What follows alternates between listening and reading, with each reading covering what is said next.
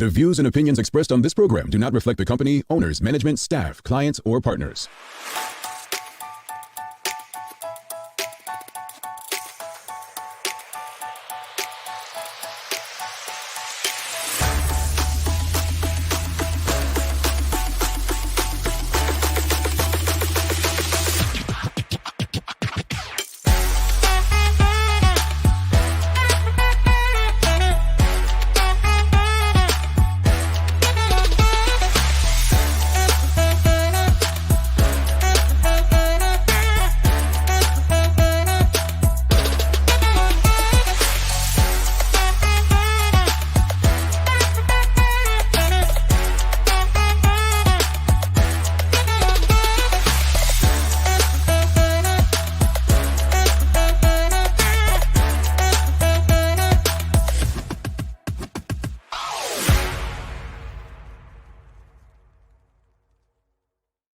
It's Thursday, the 22nd day of February 2024. Welcome to Bermuda's Daily Talk Show. It's the Daily Hour brought to you by the BAC Group of Companies, Medical House Lindos, and People's Pharmacy. I'm Jamal Hartman, and welcome back, Rajay Denbrook. And my applause will be with us in a bit to bring you the latest in her news break. Raj, hey, is it too late to say Happy New Year? I don't know. I mean, I haven't seen you, so Happy New Year. Right? You know, I know some people be like, bro, it's like almost March. Why are you still saying Happy New Year? But I'm like, if it's the first time I've seen someone, still first quarter, right? Yeah, I agree. Yeah. What's been happening, man? Anything new? Oh, lots new. Lots I cannot share. Oh, okay. Yeah, life things. Yeah. But you know about the life things. But 2024 is proven you either step up or you need to sit down, and it's required a lot of stepping up, which is okay. Raj, you know what? Ain't no battle too high that we can't win if we're willing to fight, right? And listen, and I fought it, and I didn't update you on the thing. Oh yeah, I fought it and I won. See, it's what we do, Raj. It's what you know. You always bring this out of me, man. You always bring this out of me, but I'm just gonna say it. There are a lot of people waiting on other people to fight their battles. A lot of people waiting on others to fight their battles. But I say this and I mean it, man. And I say it with my heart. Ain't nobody coming to save us.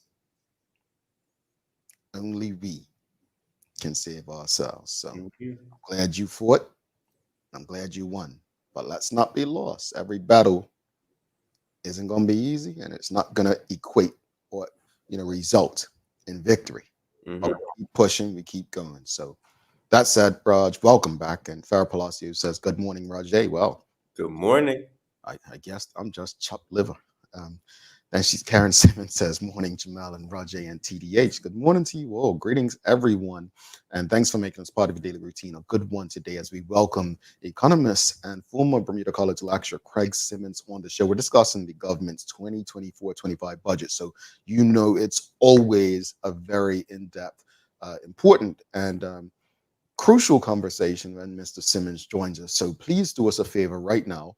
Make sure you love, make sure you share, make sure everyone you know is a part of this conversation, because you know that some science, some knowledge, some very important conversation is about to take place on this show. The Daily Players named that place today, Raj. So a little geography. I think you'll get this one. I think you'll get it.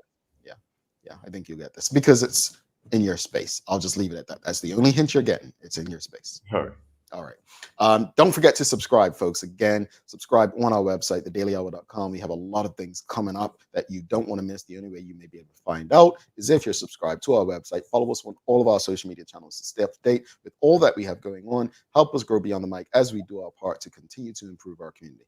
All right, we're going to bring Maya Palacio in for the Daily Hour news break, and then we'll have an extended conversation with Craig Simmons about this year's budget, which the Premier read last Friday. Let's bring Maya Palacio in for the early Daily Hour news break.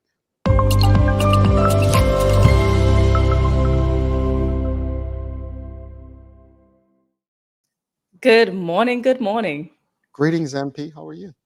I'm feeling good this morning. How are you? Well, I'm smiling. I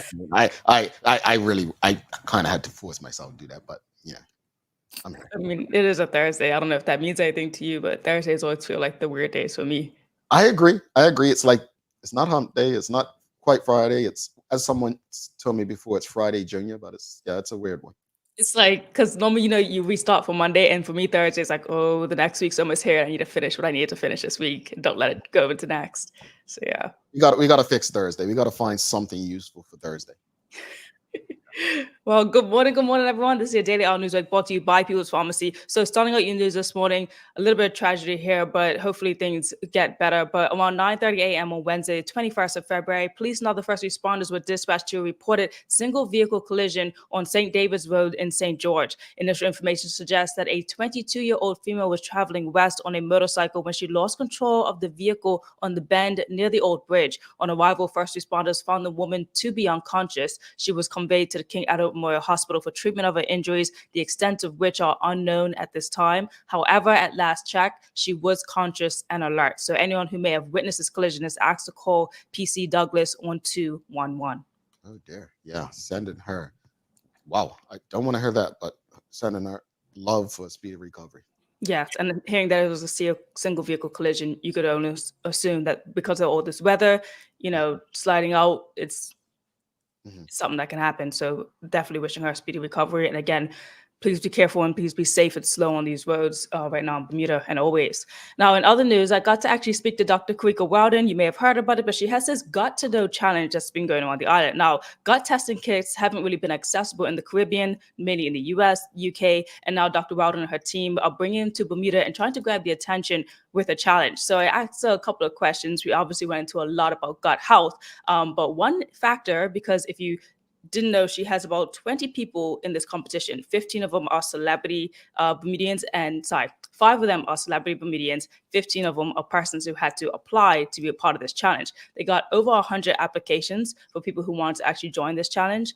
Gut health, I think we've been talking about it for like maybe over a year now, especially with this high trend of Ozempic, but that's really focusing on like the physical appearances. People aren't really focusing on the nutritional factors and why what's happening to the body is what's happening, because it has a lot to do with like how your skin appears, obviously how your weight appears, how even maybe depression or things like that really formulate in your gut. Like one thing that she actually said to me was a lot of the funny cliches that we have about our guts is true. And here's one that you probably thought of but didn't really clue into about how relevant it actually has to do with how much your gut actually changes what your mind is thinking. Oxytocin, which is the love hormone, it actually is not only made in your brain, but also in your gut. So, people say like, food is the way to my heart. Actually, that's a real thing, because what you're eating is actually creating the hormone that makes you fall in love. So we got to talk about who are these people in her contest. They were named about 2 nights ago. And I also asked about the age ranges of these individuals. The 15 people that you did pick, what's like the age range of it? Yes. Oh my God. Okay. So that was one of the things we were looking at. The average age of everyone that actually signed up was around 55. Oh. So yeah, it was actually quite spread out. Our youngest contestant that signed up is actually one of the 15. He's 22. And the oldest contestant that signed up also made the cut. She's 81. How many people is it? So it's 20 in total, but 15 people were picked as the challengers, and 5 were picked as celebrity judges who will be competing for charities. Okay, got you. Yeah. You doing the gut challenge much? Oh no, I don't think anyone wants to know about my gut. It's quite like interesting. I heard some people realize like in the past, we may have taken it that they can't even eat bananas anymore. Like that's just out of their system. Like they shouldn't be eating that. It doesn't work for them. So it's like very specific when you find out these things, but when you take these testings. One thing as well that kind of like, touched on my brain was, if this challenge is a 3-month-long challenge, then, alcohol is bad for your gut. We talk about that a lot. It's not good for your gut health. So I asked her like, so how are those people who like, obviously Bermudians, we do like to drink, it's a habit. Are people also going to be sober for these 3 months? So here's what she kind of had to say. That was a question I got from some of the celebrities. They were like, Karika, you know that we've got Carnival and May 24th. What are you talking about? So I said, I know that's coming, but it is going to be tailored. We actually had, again, a little informal session with the health coach yesterday. And actually, on Monday, we had like a session with all the competitors, contestants, and she confirmed that you can drink certain types of alcohol. There all very different in how they affect your gut as well. So just pro tip, gin is actually really okay. Like it's not going to affect you as much as some of the other alcohols. So if you are being more conscious of your gut health, go with gin. I'm not trying to judge nobody, but y'all can't take a break from drinking. Well, anyway, we have a contestant. Apparently. Angeline Butler says, I am a contestant. Congratulations to you, Yes. Angeline.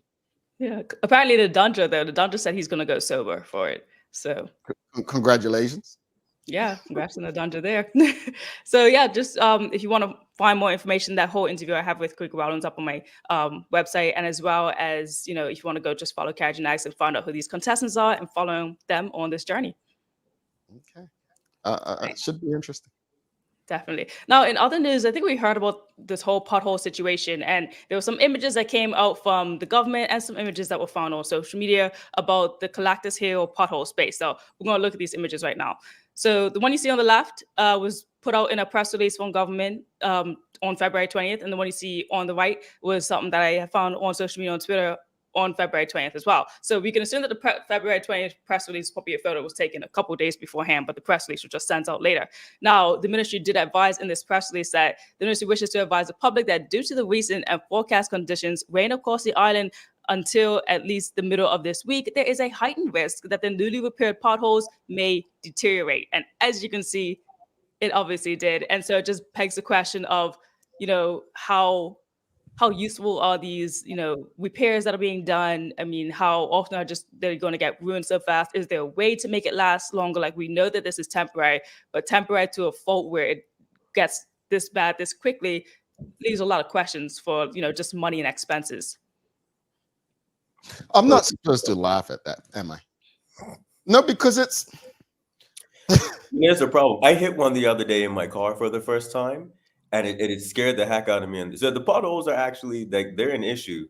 However, I mean, for one of the, what am I trying to say? As a country as affluent as ours, I mean, potholes, is it an infrastructure thing? Is it logistics? I don't know. I don't know. I'm out of my depth. I don't know about roads. It may be a lot more complicated than we think. I mean, I was in Linda's just minding my business yesterday. Elderly white guy comes up to me.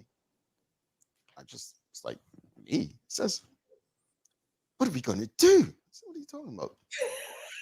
He says, we need to get some orange spray paint and just spray in the road where the potholes are, because I just freaking came to the store. And this is a true story. I'm doing my best impression. Of course, I'm probably failing. But long story short, that's what I mean, I guess the good part is some random strangers getting me to have a conversation with them. But the sad part is, you know, this is the first thing they want to speak to a random stranger about, almost losing their life hitting a pothole. And I don't think it's funny because it's actually dangerous, but I'm laughing at the picture that in one picture you filled in it. You know what they say, right? You can't put a bandage on a broken bone. You can't put a Band-Aid on a broken bone. That's not gonna heal it, right? That's what it looks like with these filling in the potholes. It looks like, oh, we're doing, but it's not healing. Something's got to give. I mean, this is ridiculous. And I'm no expert at it either, but I mean, I don't think we need to be experts to understand that we should never, ever, regardless of how much rain, let it get to this space. I mean, there's snowstorms up in the Northeast. I get why the roads are like that in the spring. We've got to do better. All right, I'm sorry, I'm done. That's okay. Closing out your news this morning, there's going to be a Department of Sports and Recreation presents the 2024 Day Camp Expo. So the Day Camp Expo, which is set to take place on Sunday, March the 3rd, will happen from 1 p.m. to 4 p.m. at Bermuda College. Now, the minister, Owen Darrell, says that as summer approaches, the Day Camp Expo is the perfect opportunity to discover engaging and enriching day camps with the theme, Get Ready, Get Set, Summer's on the Way. So the expo invites families to explore a diverse range of local camp vendors. Whether your child is passionate about art, dance, sports, STEM, or more, this event will connect you with the perfect camp that aligns with the interests and talents of your child. So that's the point of the expo, for you guys to like pinpoint out what would be the best camp for the summer for your child or someone that you guardian. That's pretty cool. That's pretty cool. Any sports or weather for us? Weather today, we're looking like sunny spells will appear with a random light shower or two. So still going to be rainy out there. We got a high of 66. Again, just be careful on those roads, everyone. Be easy. Like the roads aren't really going to be kind to us anymore with these potholes, and this weather is not helping. Yeah, take your time. Take your time. I'll do a days of the year. I don't know if Raj had one. Oh, I have one. Okay, well, go ahead, Raj. My apologies. Today is Be Humble Day. Mm. Mm. Be Humble Day. In a world where self-promotion reigns, quietly helping others and letting action speak loudly is a refreshing and admirable trait.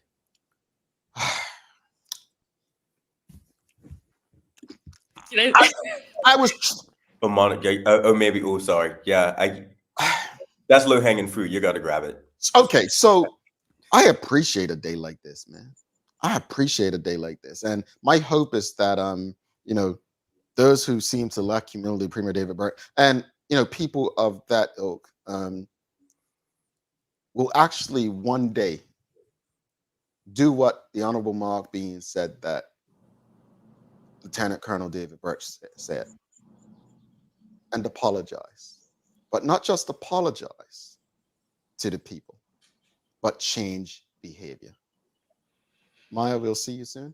See you soon. And just, for sports though, Humble by Kendrick Lamar is Flora Duffy's go-to a song before she runs and does her competition. So, okay, and she is quite humble in her approach to everything. She needs to have that gold medal in everybody's faces. Y'all, I'm Bermudian. You know where I'm from. Dame Flora Duffy. You know what I'm saying? All right, but anyway, we're gonna take a quick break. Come back. We've got Craig Simmons on. Maya, you're gonna monitor Instagram for us. I'm sure we've got some questions over there. I'm just trying to put pressure on her. I got you. All right. Thanks so much, Maya. Folks, don't go anywhere. Make sure you share the link right now. Important conversation coming up with Craig Simmons. We're talking about the 2024-25 government budget. Stick with us. Yes. Let's face it, life can be a little wild, but shopping doesn't have to be. I choose People's, so that whether it's a prescription that needs to be filled, a toy for my little terror, or a gift for a new addition to the family, we'll see about that. Everything's available in one convenient location. Some call it People's, I call it my one-stop shop in the city. People's, we're here for you.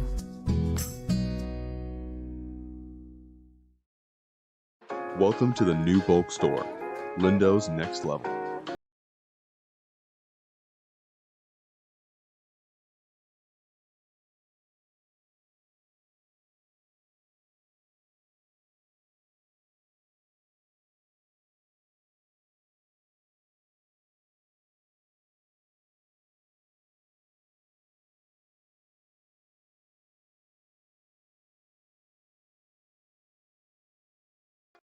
All right, welcome back to the big show.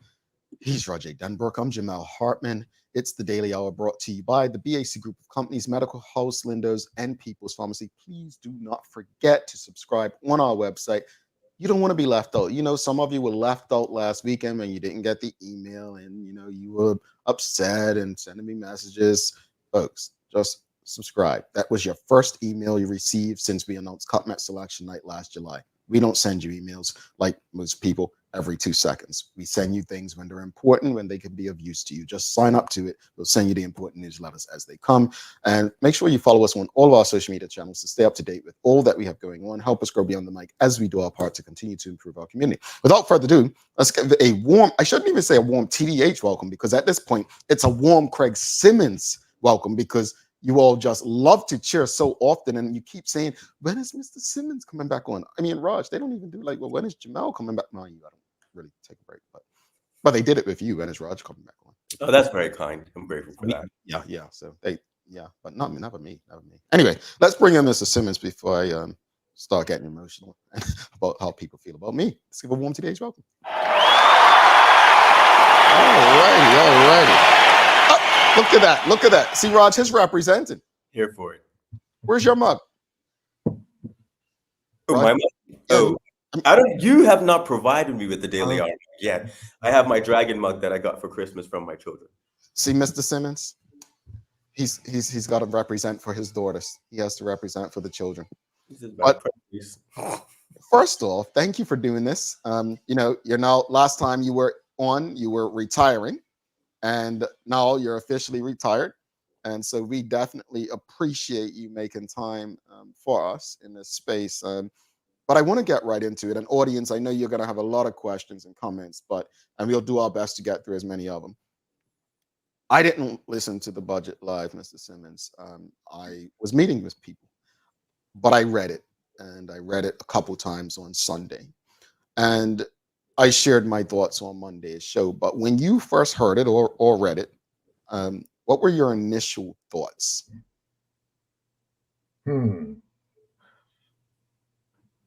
Wow.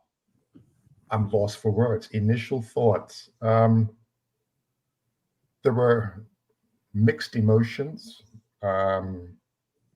surprise, disappointment, too many promises, low on the delivery. Yeah, that's pretty much it. A bit of disappointment. The way in which the balanced budget is supposed to be achieved, it's on a razor thin edge. I think only about $200,000 as a surplus. There's a pretty good chance we'll get there if all goes well. I don't know whether people remember back in 2019, a finance minister promised a balanced budget. That would have been a $7 million surplus. But we know what happened the following year. There was the pandemic. Yep. And so for me, and I've been going through my budget commentaries going back over 10, 15 years. And I sound really like a broken record where I'm suggesting to the people of Bermuda that our national debt is the number one priority. Our debt, it just seems to be growing exponentially. So back in 2019, it was like 2.5 million, and it just seems like in a matter of a handful of years, it can go up by $1 billion. And so, I understand that people like me want an increase in the pension, and folks want smooth roads, and we want schools restructured. But to my way of thinking, all of that is hanging on our ability to maintain that one-for-one relationship between the US dollar and the Bermuda dollar, which is hanging on our ability to pay our bills. And the government is in a delicate place. As I said, the amount of the debt seems to be going up by leaps and bounds, despite the fact that we've now got a handle on spending. I think the handle on spending came with when the PLP essentially got kicked out the last time, and Bob Richards came in and he managed to sort of limit spending, stop it from skyrocketing. But that even is not enough, because even during the OBA's tenure, the amount of debt continued to increase, because it's like a cruise ship. It's very difficult to change course once the course has been set. And arguably, the course was set as far back as sort of 2005. And here we are in 2024, almost 20 years later, and we're having difficulty changing course. And my fear is that even though the finance minister is committed to changing course, there are these things called black swans lurking that can force him to, not pay down the debt. And of course, there's also the shenanigans with the accounting. One of the reasons why your roads are in such bad shape is that we haven't been taking care of them. We've been trying our best to manage the government finances. One trick that successive governments undertake, let's back up a second. So the budget has two parts. There's current spending and there's capital spending. Capital spending takes up the lion's share. Current spending takes up the lion's share. So capital spending is sort of like an appendage.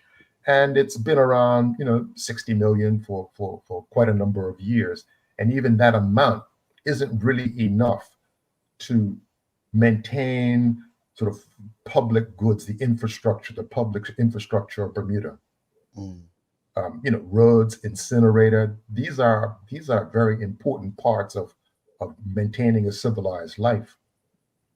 And so the trick that finance ministers have been using, they'll budget, let's say, $60 million for capital spending, and then when things get tight, they will shift money from the capital account to the current account, because of course my salary is in the current account, and so they don't want to piss me off by not paying me.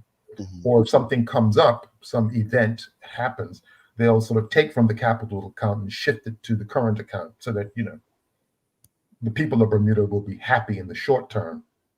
But if you do that over a period of decades, you start to see the ramifications of it. I mean, our incinerator is in deep trouble. We all look forward to the weekly garbage collection. Well, if that incinerator goes offline, we've got some serious problems. And the chickens are coming home to roost with respect to the roads, and there are other sort of capital assets that the government owns, buildings falling apart. And I saw something, I haven't been able to read it, but there was something on the front page today regarding the infrastructure. Colonel Birch commenting on that. So I don't want to speak because I haven't read it, but it's clear that we haven't had the foresight when it came to the infrastructure of the island. But what concerned me, and I guess I'll get to kind of ask you, what concerned me, and I'll share what I tweeted after reading the budget Sunday night. I tweeted, just finished reading the Bermuda government's budget statement. I read nothing spectacular, nor anything to be excited about. If anything, it's a hopeful essay. Unfortunately, Bermudians and Bermuda, especially the infrastructure, need more than hope. They need results. And I saw, it's really, it's hard for me. I'm going to be honest with you. It's hard for me. I don't know about you, Rajay, but if I go on Facebook and I go on these auntie groups, as they call them, and I see these people jumping for joy and excited about this budget because he didn't add to the taxes for the first time in years, right? He didn't do, or he did do something to say he announced that, we're going to have a balanced budget for the first time in this long and whatnot. But I saw very little conversation about one thing I thought you would mention, which is the debt. How are we going to reduce the debt? As long as we're in debt, it's going to be hard to improve our infrastructure. It's going to be hard to do this stuff. And as we go through this conversation, we'll talk about some of the things that he spoke on. But when you look at this government's, budget for the next year, what stands out to you that you say, because they'll say, well, Hartman, Denbrook, and Simmons, they're just on there speaking negativity, right? What stands out to you that can be a positive going into this budget? Where's the positive? Where's the thing? Because I personally don't see the excitement. I don't see the excitement. I hear what sounds good, as you just mentioned, about the balanced budget, but I don't see the excitement. So something to get excited about, the promise, because that's what a budget is. It's a promise, right? The promise to spend over $100 million on the capital account, which means bringing back our roads, addressing the incinerator, dealing with government's derelict buildings. That kind of thing gives me hope. But as I said just now, a famous trick, because if the goal of the budget is to balance it, there is an accounting trick that finance ministers, as I said, have been using for decades. And that is to sort of say, well, we're not going to spend the $112 million on capital expenditure. We're going to now shift it over to the current account, just to sort of make ends meet and hit that target of a surplus of $200,000. But having said that, I really think that the finance minister's back is up against the wall, because that trick is now not working, because the chickens have in fact come home to roost. and it's there for all to see. And so that trick of moving funds from one account to the other is just no longer going to work. And that gives me some angst that, we're on a knife edge. Now, to his favor, or to the favor of Bermudians, the prediction is that the economy is going to grow. So tax revenues tend to grow with the economy. And so if the prediction is for 3, 4, 5% growth, it's reasonable to expect tax revenues to grow. And it's consistently been the case that the revenues have been larger than predicted. Now, that's not to say that in the coming year that's going to happen again, but it's we need to hold people accountable, and promises, some people say, are a comfort to a fool. Indeed. That's all we've been hearing. Yeah. We need delivery of results, and we're sort of shy on the results. The government cannot take credit for economic growth. The economic growth that we've seen last year and the year before, the source, international business. Well, on that note, I mean, international business is the number one private sector employer, right? And it's really, as I said, you just said, and people keep saying, we're smart enough to know that they're doing what they do without, it's nothing the government should be taking credit for outside of just letting them do what they do, right? But even with that, there's it's not all rosy, right? We know what the pros are. Let's speak to the pros and cons of relying on that sector. Well, there is no pro. You're talking about a one-legged economy. I mean, at its best, Bermuda has a two-legged economy. International business contributes, let's be generous and say about 30% to GDP. Tourism, let's be generous and say it contributes about 3%. It's a factor of 10. Even back in 2019, you could make the point that we had a one-legged economy, and it's just not a good place to be. Diversification is the name of the game. How we diversify? Well, I put that responsibility square in the hands of entrepreneurs. But having said that, the political economic reality of having this heavy dependence on international business for employment, for tax revenue. So about half of all the payroll taxes, which is the main source of government revenue, is paid for by international business. Yet international business only makes up 15% of the workforce. So there is this heavy reliance, and this old expression, the piper calls the tune. That frightens me. That I'm not suggesting that they're doing anything untoward, but relying on these folks, you're opening yourself up to the possibility of let's call it capture by international business, because whenever you want to do something, you've got to consult with them first. And we live in a democracy where it's one person, one vote. Let's not get ourselves in a position where we are leaning unduly on one particular source. That arguably is our cross to bear, and we've got to fix that quickly. What does it mean when you say broaden our tax base? Why is it important that we do that? Well, it comes back to this word, diversification. So right now, about just under half of all tax revenue comes from payroll tax. And the next one is customs duties. And that might be about 20%. And then it falls off a cliff to sort of land tax, which is maybe 10 or 12%.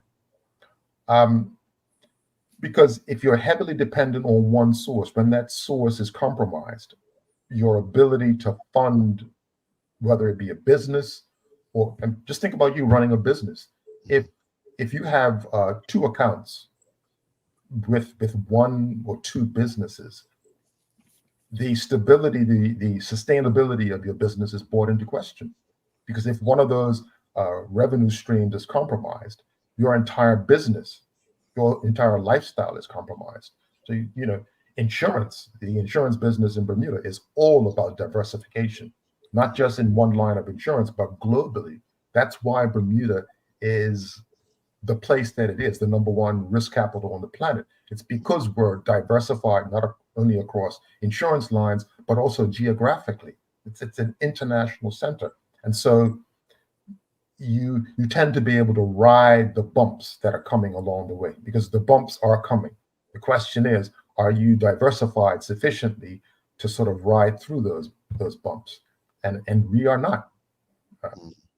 And that should be concerning to all Bermudians. Yeah, definitely. And I think it's really important that, earlier you mentioned black swans. And we don't often think about in terms of the economy and for us laypersons on the ground, right? We just see all this stuff working. And I think sometimes we forget that there are numbers and figures behind all of this happening, right? And we don't expect we don't expect things to come along that can disrupt things and make us more aware of those numbers. So I think people may go, oh, we're being negative or we're being pessimistic. It's like, oh, we have to watch out for what happens. Like, no, you have to be very proactive about preparing for those things, because if you're not in a position to handle them, you're going to be put out. And we're already in a vulnerable economic position. Sometimes we have that false sense of security, and we do need to be careful about it. With that said, so this new corporate income tax, I think a lot of people got excited when the premier mentioned a possible $786 million in additional tax revenue. Why should we be cautious about that? Well, it is in a sentence, it's going to make us more reliant on international business. They're already paying over about half of all taxes. This is going to take them into a new stratosphere. An additional $780 something million on corporate income tax. I mean, and then so now we're pegging our present on what might happen down the road. Now, the Americans have not signed on to the corporate income tax. That was supposed to sort of be passed in the U.S. in the fall. It didn't make it through, so the Americans aren't up for it. And then you got to imagine lawyers and accountants in back rooms now trying to figure out how to minimize the amount that they're going to pay. And they're also thinking, well, what jurisdictions can we shift our activities to? So lawyers and accountants, I mean, they're not the smartest people, but they're a lot smarter than any government official.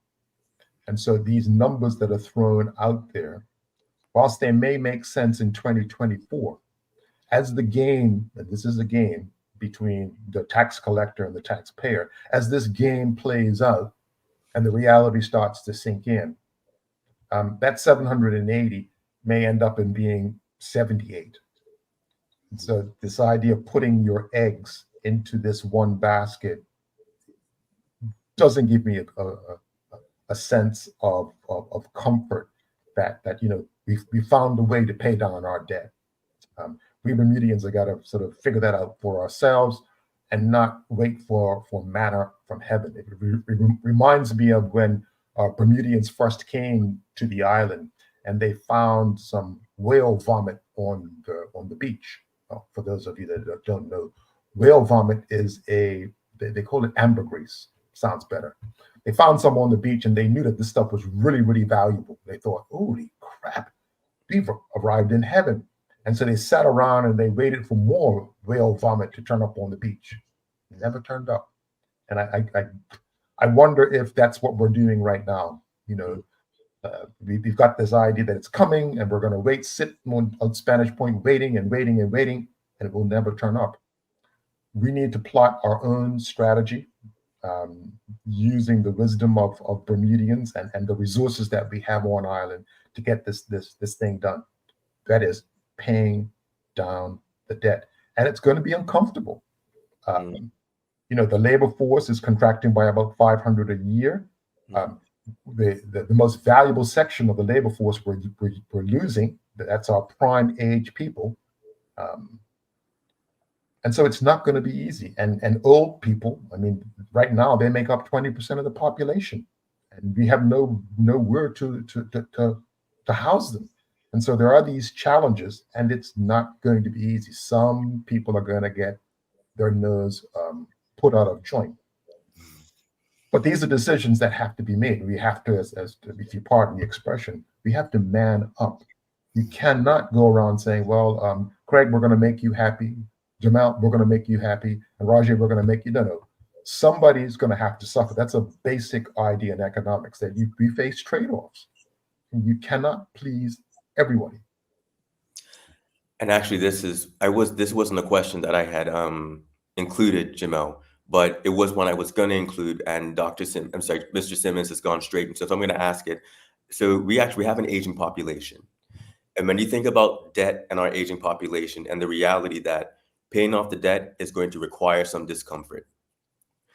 So I was going to ask, what does like paying off the debt look like to the average Bermudian on the ground, right? So that was sort of part one. And sort of part two was, we have an aging population, a crazy future ahead of us in the 21st century that's going to require us to fundamentally do things differently, interpersonally, economically, everything. So with those two things in mind, what does the sort of future looks like for Bermuda in 15 to 20 years with our aging population, and the reality that we need to pay down this debt, and it's not going to be entirely comfortable?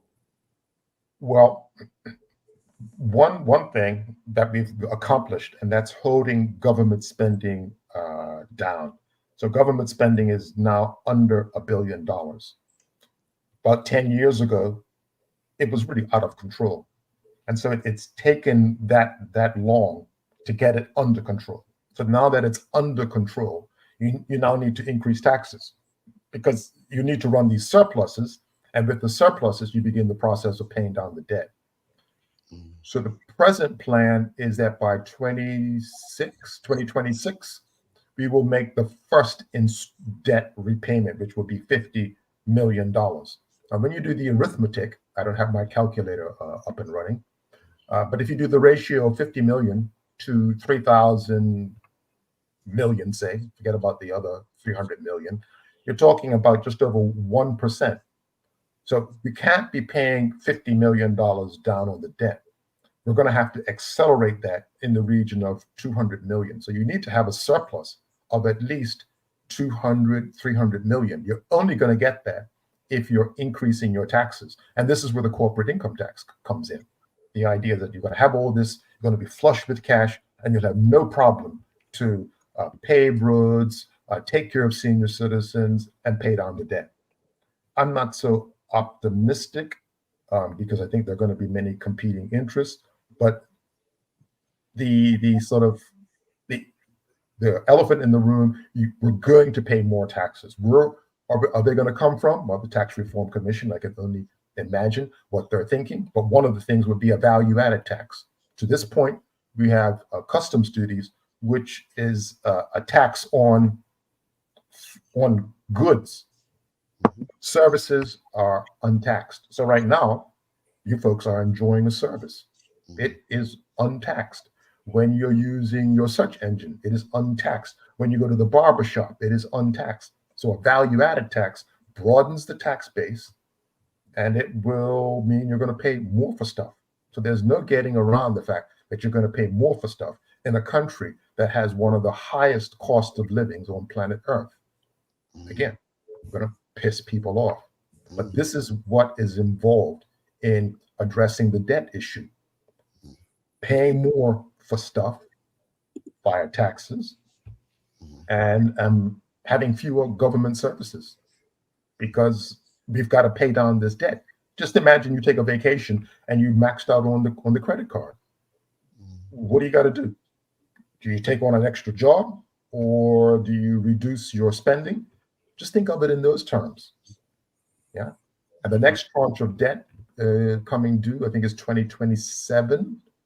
And that is sort of somewhere around $600 million. We're not going to be in a position to pay that off. We're going to have to refinance, which is like using your Visa to pay off your MasterCard. So if you're talking 10, 15 years, yeah, this is an intergenerational problem. Yeah. And unless we can get Bermudians back on island, I mean, I'm so happy that Jamal is back. But unless we can get like that parish of people who left, it's gonna be a real challenge. But we need to get our people. We need to figure out ways to get them back. But we know why they left, because the opportunity, cost of living, and in terms of growing the population. I mean, how do you convince women? Well, I think Charles H. Jefferson II's in the comments of the show all the time, speaking about getting Bermudians back who've left.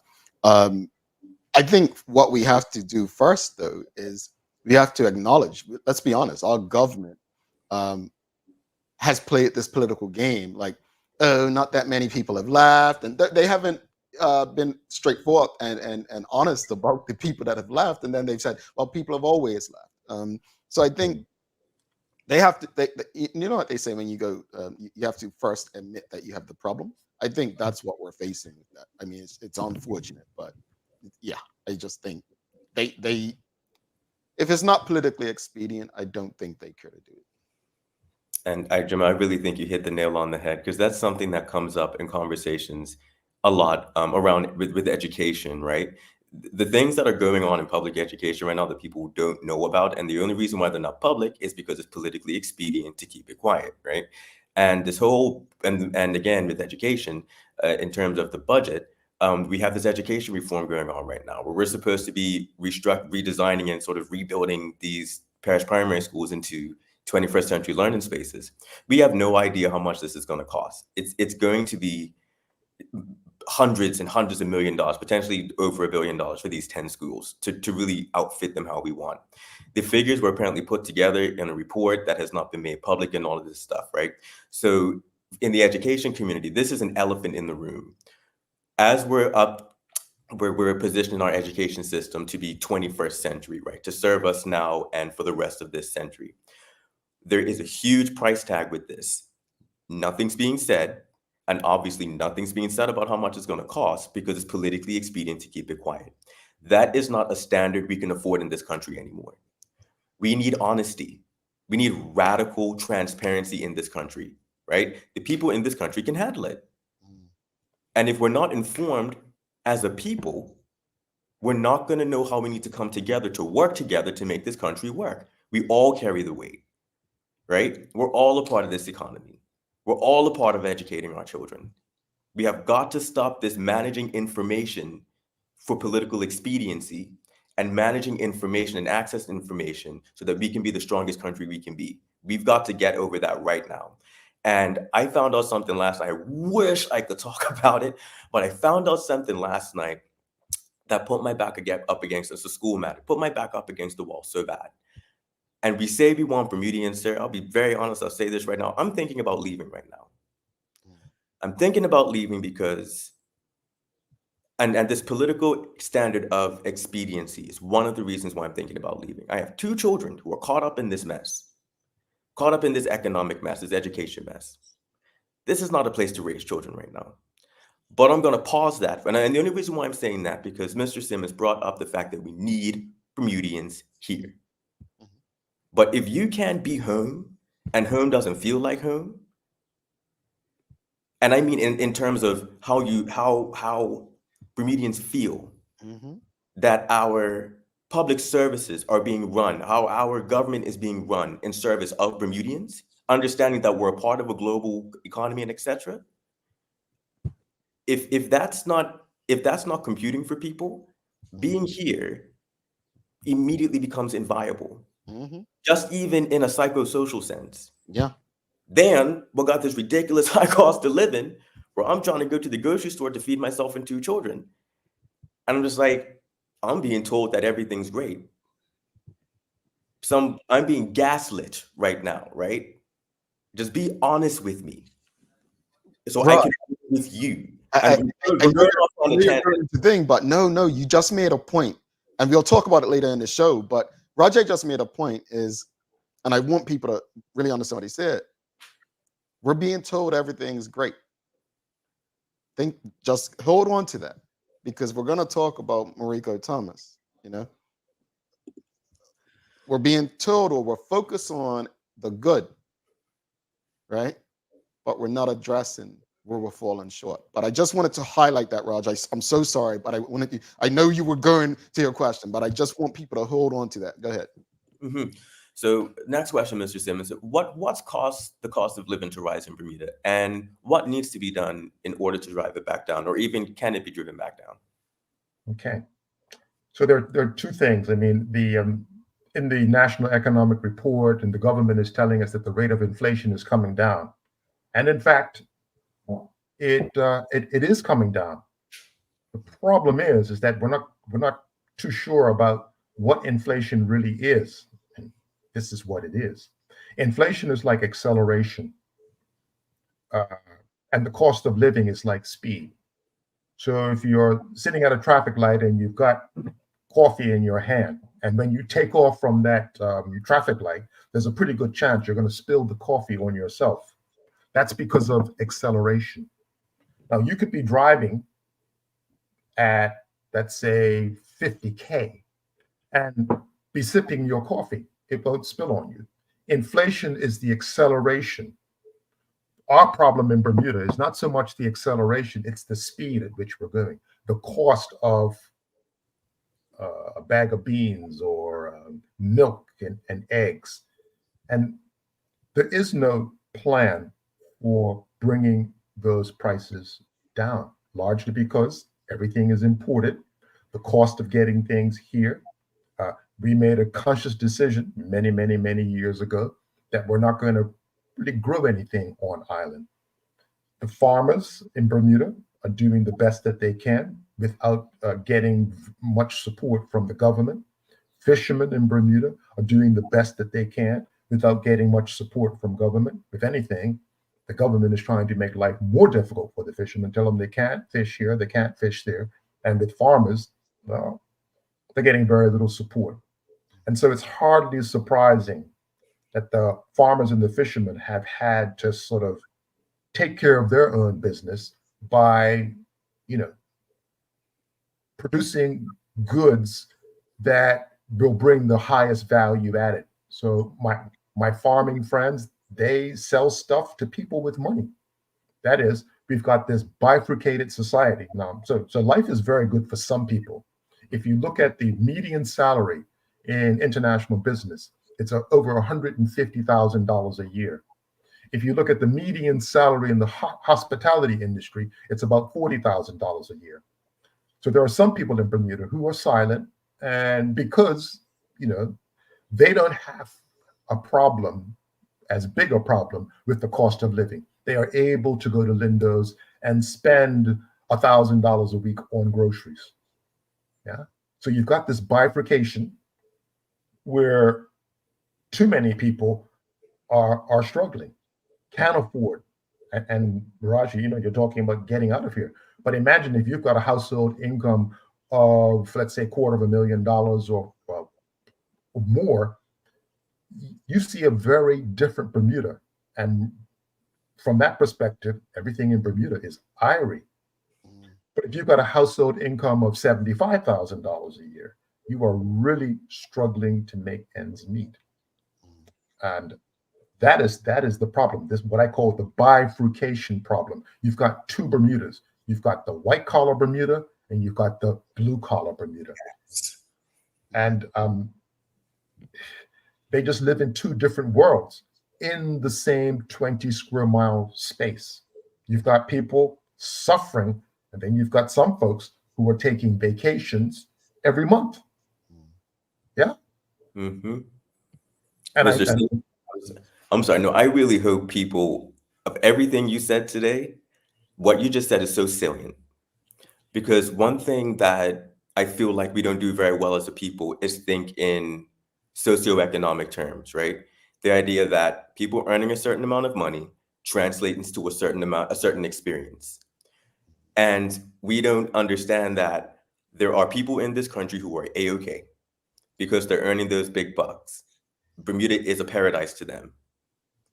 But then you have those of us, and I'll put myself in the other category, who aren't in that space, who are experiencing this country in a difficult way.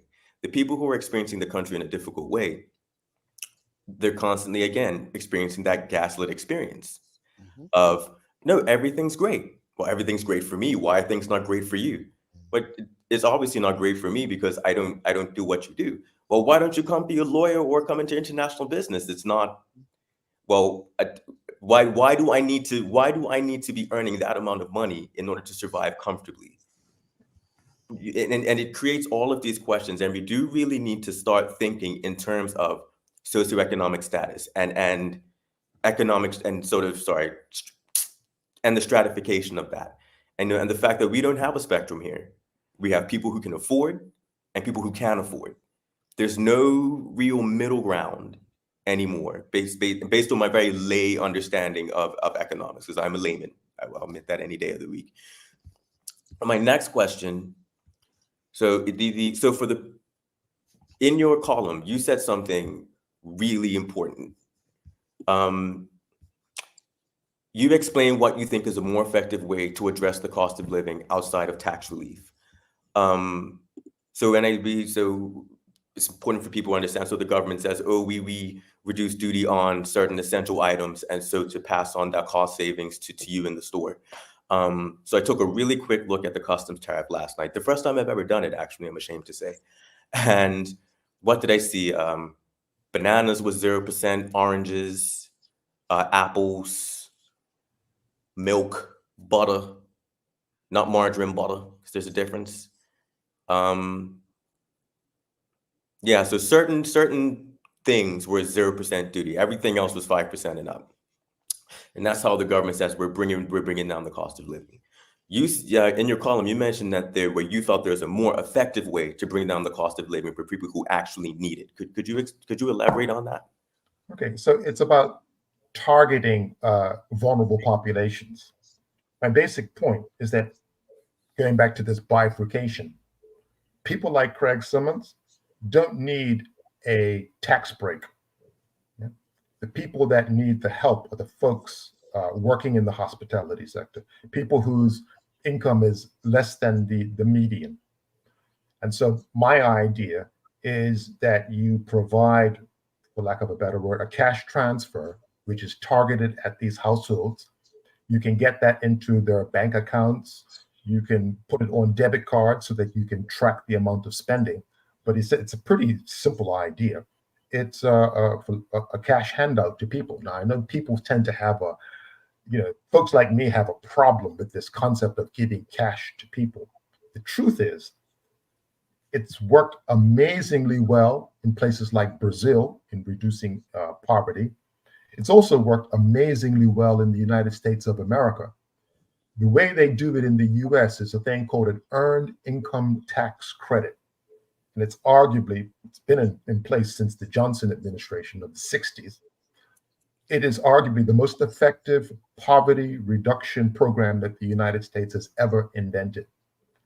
And it's essentially a cash handout. So if someone is making, let's say, $40,000 a year, their salary would be topped up. So the government would, in fact, send them additional $10,000 so that their take-home income goes from $40,000 to $50,000. People like Craig Simmons, who are making, say, $100,000, well, their income would be reduced from $100,000 down to $90,000. So essentially, we're talking about a redistribution. But the point being is you're only sort of targeting the people that need it, and you're giving them the ability to better handle these higher prices rather than trying to manipulate the price structure. One of the problems I have with making electricity that has been produced with a fossil fuel cheaper is that essentially you're making the renewable energy people less attractive. And part of our long-term strategy in Bermuda is to get off of fossil fuels for two reasons. One, because we want to get toward net zero and do the environmentally correct thing. But more importantly, energy security. We want to be able to produce more of our energy so that we have greater control over the price of energy. So if we are generating our electricity from wind and solar and biomass and all that kind of stuff, we have a greater control over prices. And of course, we want to take that toward food security, not in some high-tech vertical farming sense, I think we need to go to farmers, the experts, and first step is there are about 200 acres that aren't being farmed that are available. So right now we're only doing about 350 acres of farming in Bermuda. Those other 200 marginal acres need to be bought online. It will not solve our problem overnight. Nothing is going to solve our problems overnight, but we need to start taking these baby steps.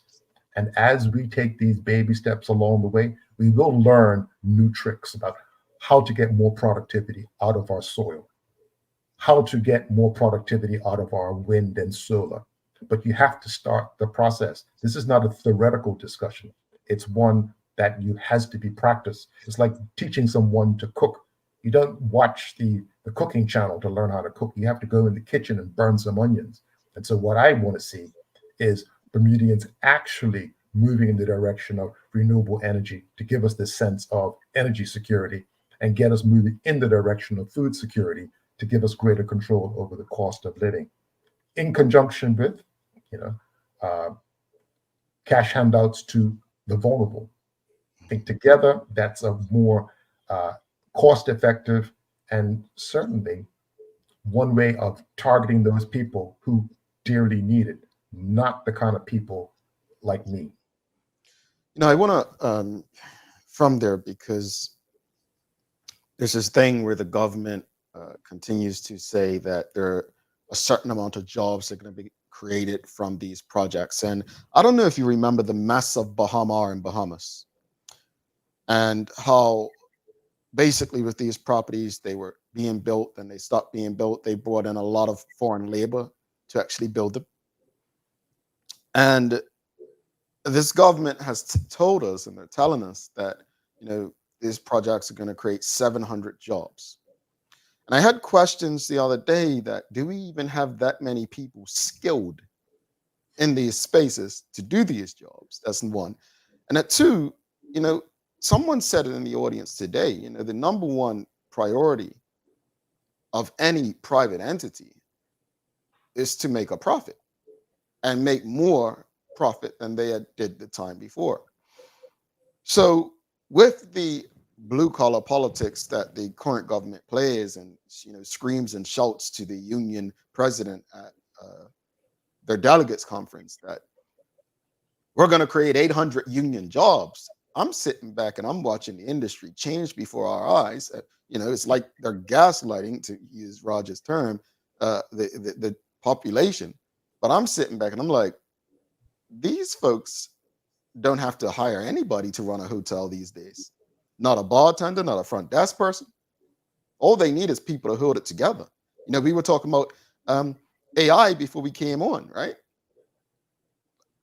I don't feel that we're being honest. And with these changes that can occur, and with the foreign labor, and with Bermudians maybe not being as skilled as we once were in the trades, are these promises really here to help Bermudians that are being made? Are we training Bermudians to take up these jobs, or are these jobs even going to exist to help the economy? When I read that budget speech, like Rajay, I see, and we've mentioned, that a political party that was built on blue collar is praising the work of the white collar. And as Rajay said, acting as if, well, if you're not white collar, that's your fault. You're doing something wrong. It just seems like what we've got is we created a very unbalanced economy of people. And a place like India, where I think they have the second largest population in the world, they're big enough where they can have the rich, upper middle, lower middle, and poor. I'm not an expert at this, layman like Rajay. But Mr. Simmons, how can Bermuda exist with pretty much, if we're heading towards that? How can the economy work for everyone if we're heading toward that? And then every year a budget comes, or if the premier has his way every 2 years, we're back here where we're lauding, we're praising the white collar. and then almost acting as if the blue collar situation is on them. Part of the problem is that decision makers are like me. They went off to university and they studied academics, and they think that the world exists between their ears.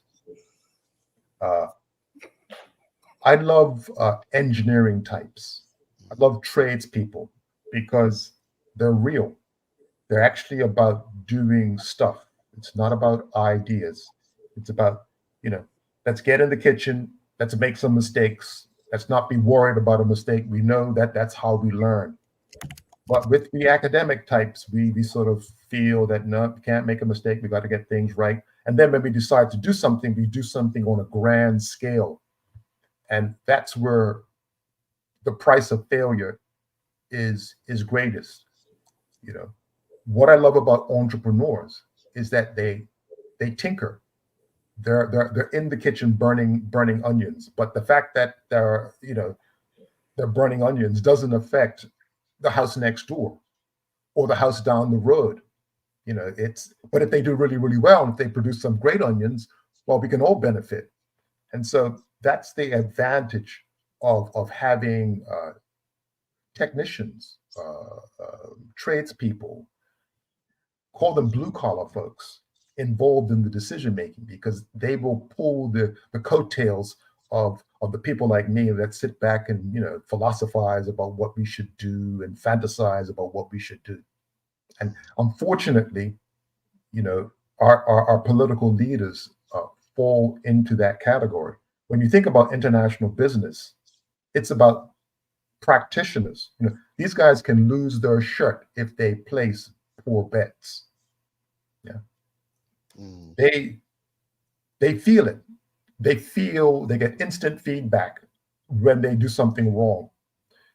We've been, doing things wrong with respect to training people in the trades, because there was a time when we had this institution called the Bermuda Technical Institute that we were producing mechanics, masons.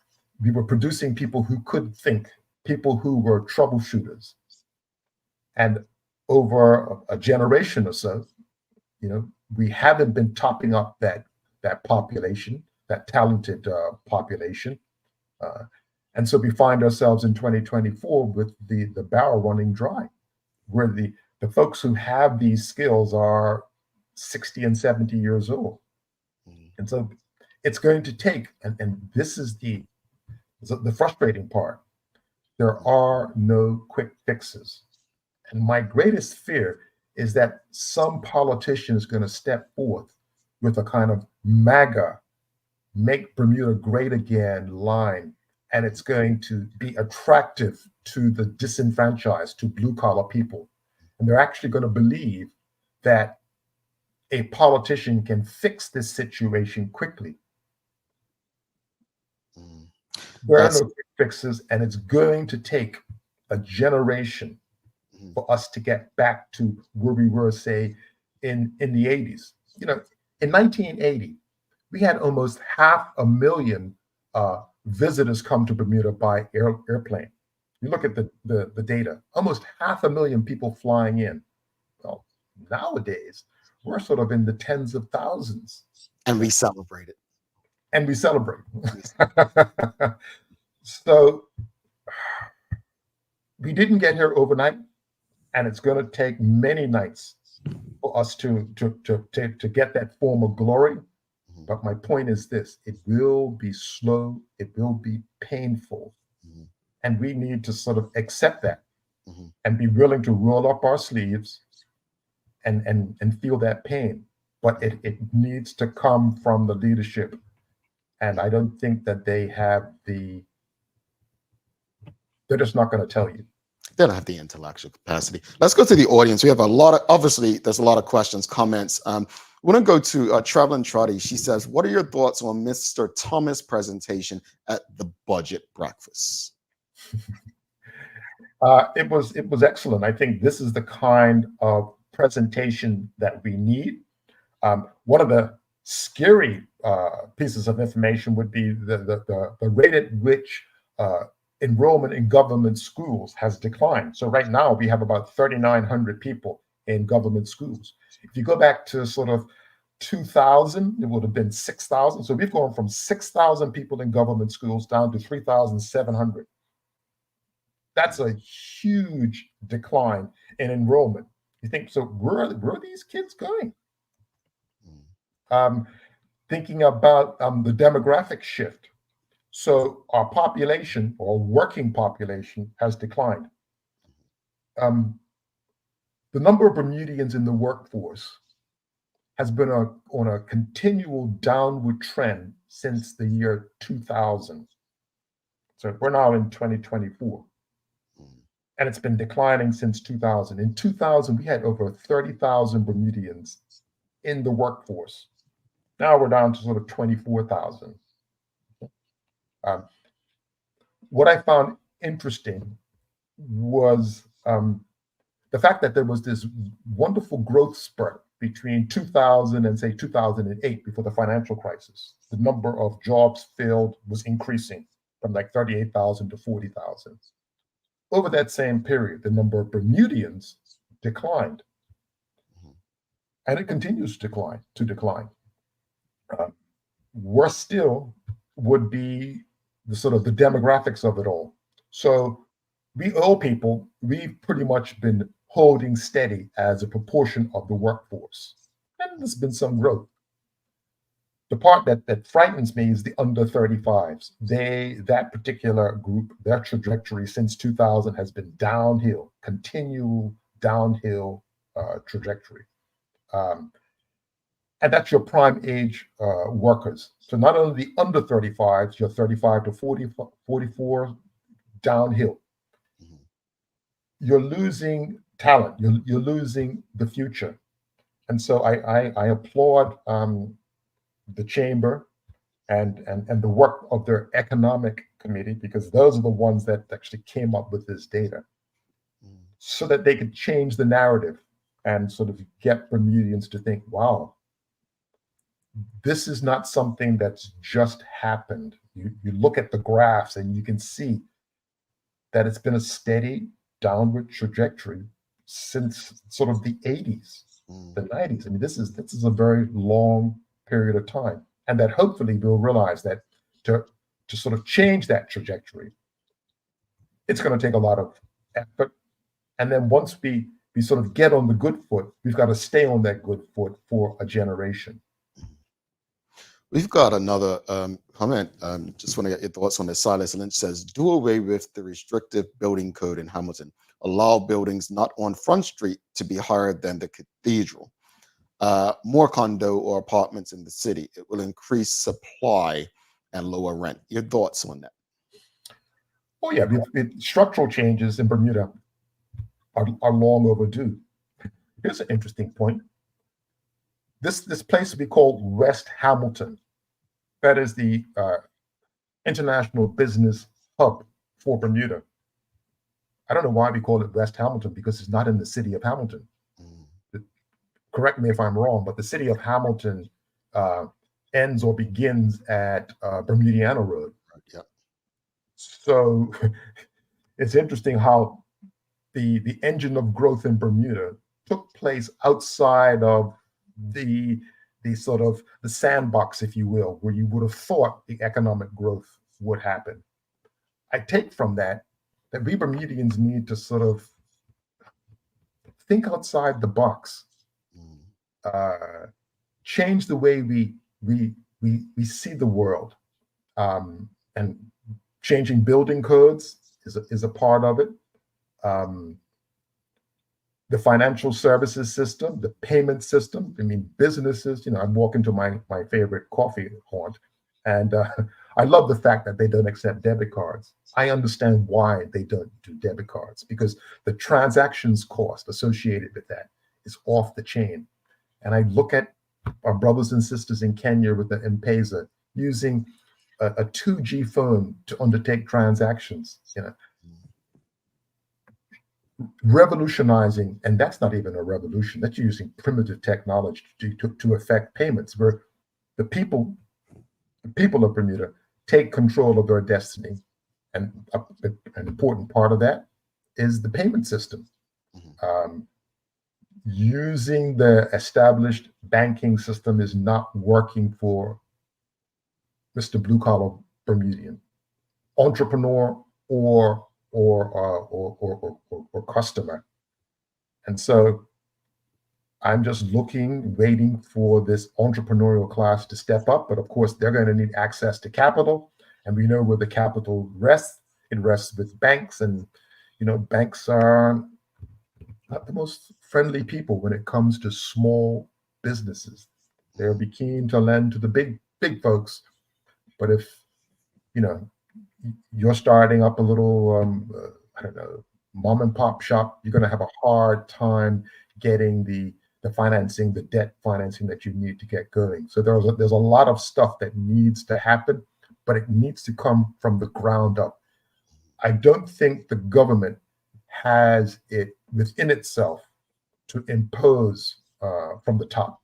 We've seen two different governments, the OBA and the PLP, trying to change the sort of banking system in Bermuda, and it hasn't gone well. So I believe that, as our brothers and sisters in Kenya did, it has to come from the bottom up. And that's really where progress comes from. That's the stuff that disrupts the status quo. You mentioned earlier that the U.S. hasn't implemented the corporate income tax. I know Cayman said they're not moving forward with it. Mark Arthur C. Phillips says, Mr. Craig, with the implementation of this corporate income tax, what is to stop the businesses from IB getting up and leaving? Okay. So this whole, it's called a global minimum tax. So it's not something that Bermuda thought up. So this Organization of Economic Cooperation and Development, which is code for the rich countries of the world, decided that they needed to change the way in which they taxed multinational corporations. That's what this is all about. And taxing multinational corporations that produce services primarily, because it's become very difficult to tax services in a 21st century world. And so no matter where you go, if you go to the US, obviously, but if you're going to Europe, you're going to have to pay the tax. There is really no place to hide, which is why this global minimum tax has traction. Is because it was an effort by the multinational or the governments of the world, the rich country governments, to come together to try and get this thing through. But of course, it stalled because the Americans, Joe Biden, wasn't able to get it through the Congress. And so there is this sort of issue with the Americans. But it is, in theory, going to be very, very difficult for any company, any large company that has revenues over 780 million euros, which is about $800 million, to escape it. So on that basis, I would say we're okay, but there are the exemptions that are included in this global minimum tax proposal, which I'm sure lawyers and accountants are working on to sort of drive trucks through the loopholes, because that's what companies do. They try their best to minimize their tax exposure, find the loopholes, and we should expect that. Yeah. But in terms of avoiding the tax, it's going to be very, very difficult, since the major governments of the world have decided that this is what they're going to do going forward. Indeed. Amari Simmons, he's asking thoughts on the current consult with Dubai strategy. Yeah, that's a little strange thing. I still don't understand it. Dubai is interesting because they don't have oil any longer, and so they've had to do a reset. I don't know whether the idea is that we're going to mimic an economy that has been able to do a reset in a relatively short period of time, like what we can learn from Dubai with respect to healthcare, or what we can learn from Dubai with respect to airports, or being a major transit facility. I really don't know what's going on there. What I also don't understand is why our government doesn't show a modicum of respect for local talent. And so when you think about farmers, we tend not to see talent until you get hungry. So I would argue that some of the most talented people in Bermuda are the farmers. Some of the most talented people in Bermuda are the fishermen. But what they know is not considered talent. And so maybe that's why we're going all the way to Dubai to sort of seek talent and seek advice. And that is just, I think, a problem that, if you think about the Marcus Garvey and Jamaica, you didn't get respect until he left this country. And maybe that's the problem with our farmers and our Bermudians, that there is no respect given to sort of local talent. We'd rather take the advice of someone from foreign whose ideas have never been tested in a place like Bermuda. I'm just thinking about the vertical farmers who were given the red carpet, that they're going to come down and they're going to solve our food security problems by growing spinach. You think, well, that doesn't make a lot of sense. And it's never been tested in Bermuda. So you're going to put faith in those folks, but you're not going to have faith in people like Tom Watson or Mr. Carlos Amaral, who have year in and year out proven to you that they are more than capable of servicing the needs of Bermuda. It's just the basic lack of respect for the talent that we have on island. Yeah. Before you head out, again, you have the PLP cheerleaders, many in the community, even business community, who have said it was a good budget. They felt that, not raising taxes was a good thing and so on. Not many people spoke about the debt like you did. But there are people who felt nothing or feel as if their struggles continuing. What would you say to the country, not just those who may be struggling, but those who work in the IB space, who would come on this show and my life's great, right? I said on Monday, I think we live in a time where, people don't need hope. They need results. They need all of those words from the essay to equate to a better livelihood. What would you say to them as you head out today? And you don't want me to use the H word, hope. You can't take that away from people.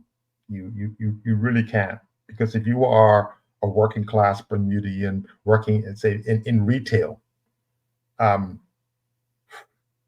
it's tough. One of the things, as a retiree, I decided to get myself a fishing rod. I'm going to plant.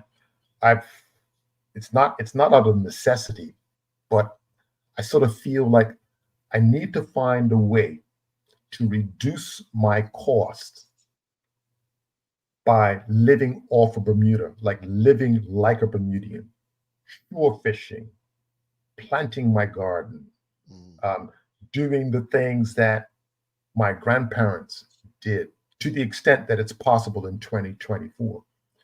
Because you can't keep doing what we're doing, going to those grocery stores and expecting to survive. It's just not going to work. So you've got to try something that might appear primitive to your neighbors, see you fishing off of a bridge, going down the rocks. But this is sort of where I think working class people are.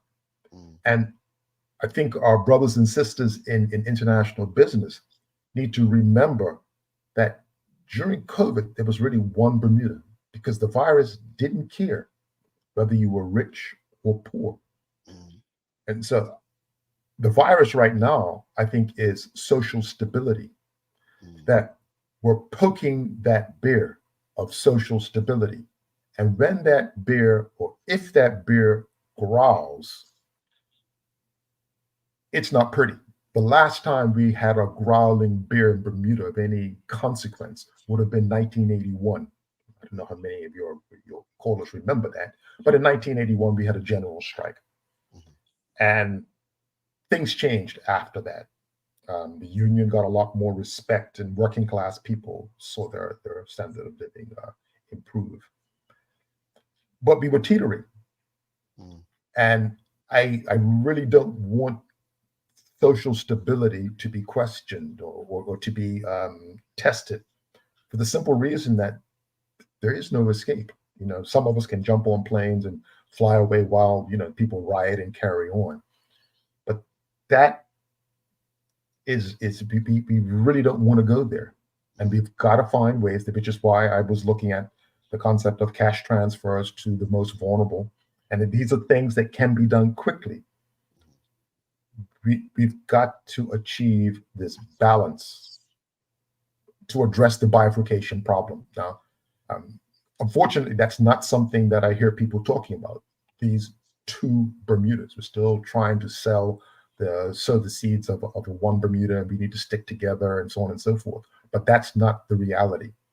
And these broad-based schemes to help Bermudians, no, we've got to get to the people who need it most yesterday, quickly, and hope. I think working class Bermudians, please don't give up. Hang in there. I realize that it's tough. Yeah. It's a lot, and you've said it for years. Entrepreneurship is going to be one of those ways out. I think we have to reevaluate how we look at the very people we need, which is the blue collar worker. Dawn Santucci Smith says it right here. Trades have been snubbed over many years and not been viewed as viable careers, yet we are the infrastructure of the island. It's imperative to have another trade. We haven't even discussed that, like the infrastructure of the island being what it is due to the lack of people with the ability to be involved in ensuring that it remains stable and so on. But there's a lot more conversation there. But Mr. Simmons, thank you so much for today. And I'm sure we'll be connecting again very soon, as we have so much more to discuss. But thank you for always making time. And we'll definitely be in touch with you. Thank you for having me. All right, talk soon. Craig Simmons, folks, if you appreciated the conversation with us, please give us a thumbs up, a love, a like. Make sure you share the conversation. There was a lot of information shared. And we want to ensure as many Bermudians as possible have access to the information that was discussed. We're going to take a quick break. Someone is going to be eligible, as Raj had to take off. Someone will be eligible for this week's prize after this break. Stick with us. Hi there. Welcome to Medical House. We're located at number 6 Bakery Lane. I can't wait to show you all of the great stuff that we carry. Come on inside. Let's see. Let's kick it off in the footwear department. When it comes to footwear, we carry functional, comfortable, orthopedic, and waterproof shoes. We have construction shoes, golf shoes, shoes for walking, shoes for boating. We even have shoes for pickleball. We have shoes for everyone. With brands by Skechers, Atrax, Propay, Easy Street, Nursemates, Clogs, Avenger, Cherokee, Cat, Frog Talks, and DeWalt. The list goes on. Take a look at our workwear for construction workers and tradesmen. Durable, stretchable in all the right places, and plenty of options for tools and accessories. Paired with our wide range of tough and comfortable footwear, you can't go wrong. Long days, long shifts, you no longer have to endure comfortable underwear. Designed by nurses, we now offer premium undergarments by Swoop that are unique, fun, comfortable, and functional. The only underwear you'll ever want to wear. Who says high-quality functional products can't be stylish and comfortable at the same time? Speaking of stylish, we also have top-quality running, walking, and workout apparel by Skechers in a variety of sizes for men and women. Cool, breathable, and dry. With our wide selection of Skechers footwear, you'll look great before, during, and after your workout. As you can see, Medical House really is a one-stop shop for everybody. We can't wait to see you. You'll be surprised at everything we have to offer at our huge new retail and wholesale location on Bakery Lane. All righty. Thanks again to Craig Simmons for stopping by for a very important conversation. Again, if you appreciated the conversation, please give us a thumbs up, a love, a like. Make sure you share it with your friends, your family, your colleagues. Thanks again to the BAC group of companies, Medical House Lindos, and People's Pharmacy for ensuring that we would have these conversations with you on a daily basis. It's time for the Daily Play, brought to you by Bermuda Trivia, now available at stores throughout Bermuda. Follow Bermuda Trivia on Facebook, Instagram, Twitter, and TikTok to find out why it's Bermuda's favorite trivia game. All right, audience, it is a name that plays today. And who's going to join NTS in the draw for this week's prize? Here's the question. What country's film industry is known as Bollywood?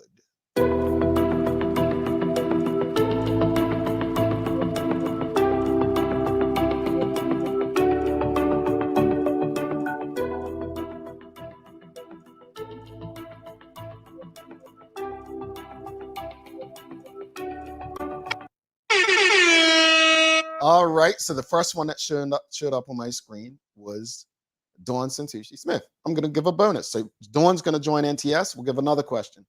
All right. What country's film industry is known as Nollywood? Nollywood.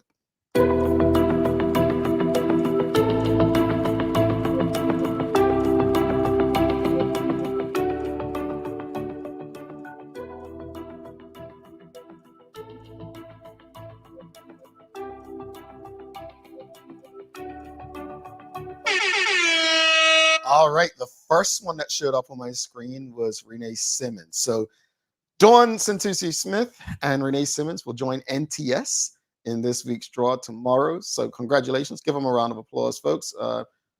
Bollywood is India. Nollywood is Nigeria. All right, let's wrap it up real quickly. Regarding the conversation with Mr. Simmons, my hope is that everyone was able to take something from it. I think what concerns me is there seems like this very big connect. Leading up to the 2017 election, David Burke, the premier, kept saying, as the opposition leader, that his whole mandate was this: two Bermudas, two Bermudas, two Bermudas. And he also kept saying, we're not about trickle-down economics, we're about ripple economics. My question to the premier is, from 2017 to now, how is that ripple economics working out for the people who you said were struggling then? Bermuda's in a very bad state, and we cannot keep highlighting the good in the economy if that good in the economy isn't benefiting everyone. You, in your own words in that budget statement, said, basically, we know the economy is doing well, but we know everyone's not feeling it. That's your job as government, to create policies and legislation to ensure that everyone, regardless of their job or life, feels the benefits of a thriving economy. Your economy isn't thriving if people in such a small place, so many are struggling. The barometer isn't the IB sector. I'm sorry. It's not. I think we need to be honest. And I don't think we're ever going to get that from this government. Folks, we've got to head out, but please don't forget to subscribe. Oh, well, I have to give you a daily inspiration, don't I? Here's your daily inspiration for today. I can't do that, leave you after that kind of conversation. All right, here's your daily inspiration for the day. The time you enjoy wasting is not time wasted. Bertrand Russell. Interesting. The time you enjoy wasting is not time wasted. All right, take that how you will. Please don't forget to subscribe on our website. Follow us on all of our social media channels to stay up to date with all that we have going on. Help us grow beyond the mic as we do our part to continue to improve our community. Thanks again to our partners, the BAC group of companies, Medical House Lindos, and People's Pharmacy, for ensuring that we're able to do this with you on a daily basis. As always, we appreciate you, we love you, and we thank you for making us part of your daily routine. If all goes well, we'll be back to do this again with you tomorrow. I am Jamal Hartman. Please do make it a safe and a great day. I am out. Peace.